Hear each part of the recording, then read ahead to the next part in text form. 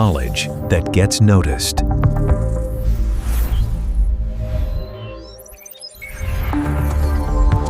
Okay, so there's some news making the rounds that feels like it's been ripped straight out of a Cold War history book. Russia has publicly said it's getting ready for a nuclear test. And let's be clear, we're not talking about a simple missile launch here. We're talking about the potential detonation of an actual nuclear weapon. This is a huge, huge deal, and it makes us ask a pretty scary question. Is that where we're actually headed? I mean, that's really the heart of the issue we need to unpack today. A move like this could signal a completely new era, one where that long, quiet pause on nuclear testing is just over, and the trust between world powers, as fragile as it is, really starts to crumble.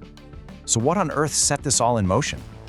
Well, it all kicked off with an order that was surprisingly very public, and it came directly from the very top of the Russian government. To really get why this is so strange, you have to know that decisions about nuclear weapons are almost always top secret. I mean, usually, a country would do a test and maybe announce it after the fact. But this order was given out in the open, on camera. That tells you everything. This wasn't just some internal memo. It was a message, loud and clear, for the entire world to hear. Putin's exact words were an instruction to make agreed proposals on preparing for a nuclear weapons test. By saying this so directly, so publicly, he's not just talking to his own government. He's sending a massive signal to the West, and you better believe, specifically to the United States. And as we're about to see, this didn't just come out of the blue. Right, so this didn't happen in a vacuum. Russia's big announcement was a direct response to things being said by the US. It's a classic case of tit-for-tat escalation. So here's how it went down. It started with the US claiming that Russia and China were doing secret, low-yield tests. Then, the Trump administration threatened that, hey, maybe the US needs to start testing again too. Russia's answer? It was fast and it was public. They basically said, oh, you want to test? Fine, we'll get ready to test too, and we'll do it out in the open. It's an incredibly dangerous game of geopolitical chicken, and the stakes could not be higher. Now, to really wrap your head around what's going on, you have to understand a super important detail. Not all nuclear tests are the same thing, and this difference is absolutely critical. On one side, you have the US talking about what's called a systems check. Think of it like this: they use powerful computer simulations, not real explosions, just to make sure their older weapons still work. But what Russia is threatening, that's a whole different animal. They're talking about a full-scale test. That is not a simulation. It's a raw demonstration of power, and it could involve an actual physical nuclear explosion, the kind of thing the world hasn't seen for decades.